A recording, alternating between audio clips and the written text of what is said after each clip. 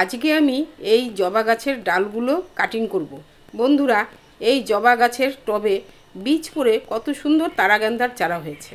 এই চারাগুলোকে আমি টবে লাগিয়ে দেখাবো অন্য একটা ভিডিওতে। এখন আমি জবা গাছের ডালগুলো কাটিং করছি। আমি বেশ কিছুদিন থেকে গাছের ডাল কাটিংয়ের ভিডিও দেখাচ্ছি, কারণ সামনে বর্ষাকাল। এখন যদি কাটিং করে দিই, বর্ষার পরে গাছের গ্রোথও ভালো হবে আর প্রচুর ফুল হবে। এবার আমি কাটা ডালগুলোতে হলুদ লাগিয়ে দিচ্ছি। বন্ধুরা, এই ভিডিওগুলো আমি তোমাদের জন্যই বানাই, তাই তোমরা যদি একটা লাইক কমেন্ট না করো আমার খুব খারাপ লাগে। তাই একটা লাইক কমেন্ট করে দিও। এবার আমি গাছের গোড়ার মাটিগুলো একটু আলগা করে দিচ্ছি। এখন আমি গাছের গোড়ায় একটু হলুদের গুঁড়ো ও ডিমের খোসার গুঁড়ো দিয়ে দিচ্ছি। তোমরাও গাছের যত্ন নাও, তারাও তোমাদের যত্ন নেবে।